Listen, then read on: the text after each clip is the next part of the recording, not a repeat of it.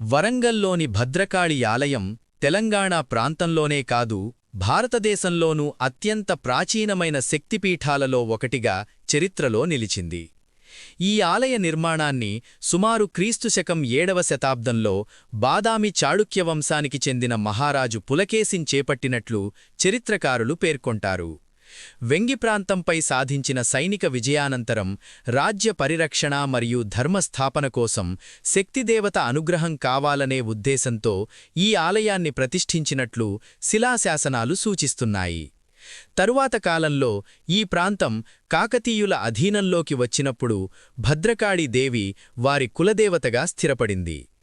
కాకతీయ రాజులు యుద్ధాలకు ముందు, ముఖ్యమైన రాజ్య నిర్ణయాల ముందు ఈ దేవిని ఆరాధించేవారు. అదే కాలంలో ఆలయానికి సమీపంలోనే భద్రకాళీ చెరువును కూడా నిర్మించారు. ఇది ఒక విశాలమైన కృత్రిమ జలాశయంగా ఉండి ఆలయానికి భౌతిక మరియు ఆధ్యాత్మిక ప్రాధాన్యతను పెంచింది. ఆలయంలోని భద్రకాళీదేవి విగ్రహం అత్యంత విశిష్టమైనది. ఒకే శిలలో చెక్కబడిన ఈ విగ్రహం సుమారు 2.7 మీటర్ల ఎత్తు మరియు వెడల్పుతో విస్తారంగా ఉంటుంది. దేవికి 8 భుజాలుండి ఖడ్గం, త్రిశూలం, డమరుకం వంటి ఆయుధాలను ధరించి సింహవాహనంపై ఆసీనంగా దర్శనమిస్తుంది. ఈ రూపం ఆమెను కేవలం ఉగ్రదేవతగా కాక ధర్మాన్ని రక్షించే యోధురాలిగా ప్రతిబింబిస్తుంది. దేవి ముఖకాంతి ఘోరంగా కాక విశాలమైన చూపుతో ఉంటుంది. ఇది భక్తులలో భయాన్ని కాకుండా ధైర్యం, ఆత్మవిశ్వాసాన్ని నింపే శక్తి స్వరూపాన్ని సూచిస్తుంది. అందువల్ల ఈ ఆలయం సాధారణ భక్తిస్థలం కాక యుద్ధం, పరిరక్షణ, సామ్రాజ్య బలం మరియు ధర్మరక్షణకు సంబంధించిన శక్తి కేంద్రంగా మధ్యయుగ కాలంలో గుర్తింపు పొందింది. ఈ ఆలయానికి సంబంధించిన అత్యంత ప్రసిద్ధమైన మరియు వివాదాస్పదమైన కథ కోహినూరు వజ్రానికి సంబంధించినది. కాకతీయుల కాలంలో కోహినూరు వజ్రాన్ని భద్రకాళీదేవి విగ్రహంలోని ఎడమ కంటిగా అమర్చినట్లు స్థానిక సంప్రదాయ కథనాలు మరియు చారిత్రక వృత్తాంతాలు చెబుతాయి. 14వ శతాబ్ద ప్రారంభంలో అలావుద్దీన్ ఖిల్జీ వరంగల్పై దండయాత్ర చేసి కాకతీయ రాజ్యాన్ని ఆక్రమించినప్పుడు ఆలయం తీవ్రంగా ధ్వంసమై ఆ వజ్రం కూడా అక్కడి నుంచి అపహరింపబడిందని భావిస్తారు. ఆ తరువాత అదే వజ్రం ఢిల్లీ సుల్తానులు, తుగ్లకు వంశీయులు, మొఘల్ చక్రవర్తులు అయిన బాబర్, షేర్షా సూరి, షాజహాన్ చేతులు మారుతూ చివరకు పంజాబ్ పాలకుడు రాజా రంజిత్ సింగ్ వద్దకు చేరింది.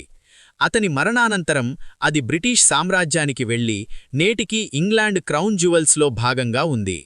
ఈ వజ్రానికి సంబంధించి ఇది పురుష పాలకులకు అపశకునం, కానీ దేవత లేదా స్త్రీ అధీనంలో ఉంటే శక్తివంతంగా ఉంటుంది అనే విశ్వాసం కూడా ఉంది. అయితే ఇది చారిత్రకంగా కాక సంప్రదాయ లెజెండుగా మాత్రమే పరిగణించబడుతుంది. కాలక్రమంలో, ముఖ్యంగా ముస్లిం పాలన సమయంలో భద్రకాళి ఆలయం తీవ్రంగా నష్టపోయి శతాబ్దాల పాటు విస్మృతిలోకి వెళ్ళింది. స్వాతంత్రానంతరం శ్రీ 1950లలో శ్రీ గణపతి శాస్త్రి వంటి పండితులు, శ్రీ మగన్లాల్ సమేజా వంటి భక్తులు మరియు స్థానిక సంఘాల సహకారంతో ఆలయ పునర్నిర్మాణం జరిగింది.